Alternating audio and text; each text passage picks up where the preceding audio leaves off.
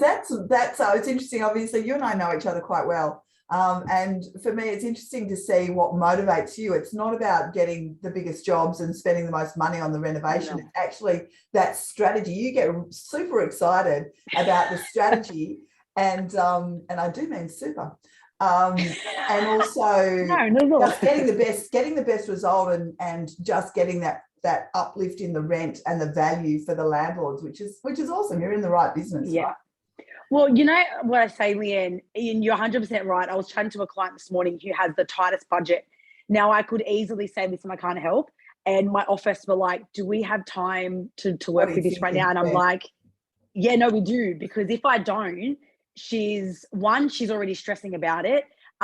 Two, and this one's actually going for sale. So two, she's already invested a little bit. And in my opinion, I think it could have been invested better. And then on top of that, she's like, what do I do next? I was thinking this, do I do? And when there's so many question marks, I think if I don't help, it's going to be, she spends wrong. She spends the wrong amount. She spends in the wrong areas. It doesn't work. And 10 grand's 10 grand. I'm sorry. I don't know anyone who wants to throw money down the drain.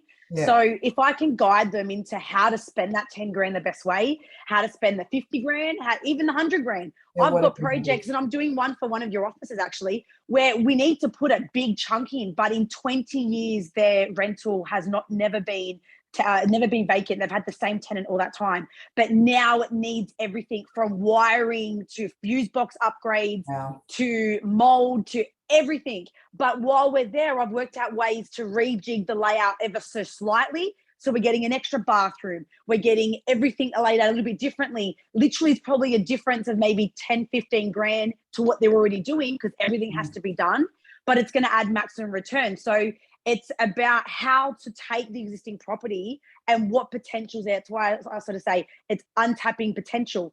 What is there? And some properties don't have the potential, Leanne. No. Like some properties, literally like you can only put 10 grand in because that's the only return you could get. But at the end of the day, when you're a landlord, this is what I believe. When you're a landlord, you have a responsibility to upkeep your property.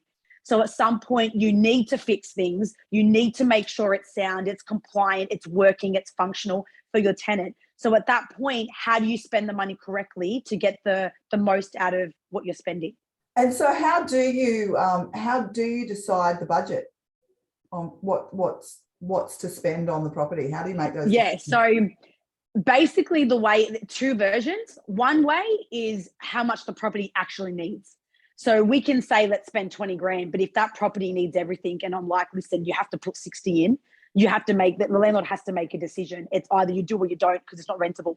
So there's that level, but there's the other level of it could be already fine, but there's, $100 more a week that it could get if it was a bit prettier looking, if it was a bit more functional. So in that case, it's about knowing how much more rent we can get, how much more the asset could grow. And then the real key important part, and look, I'm not a financial advisor in any way, but a lot of my investors that have multiple properties share with me how they do it. And a lot of them top it up on their loan.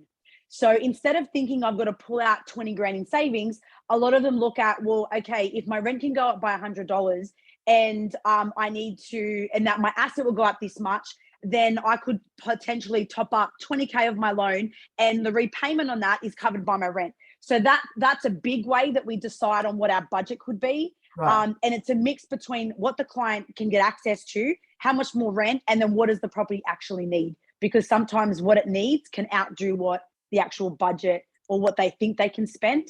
Yeah. Based on what, and if we're talking a property in one suburb compared to somewhere, in the east or somewhere in the west, you're talking greater potential. So you may need to spend more to hit that potential. Yes. So it's, I hope that kind of helps to answer the question. But the biggest thing I can say with that is a lot of landlords think, well, I just want to spend 10 grand without actually looking at what does their property need.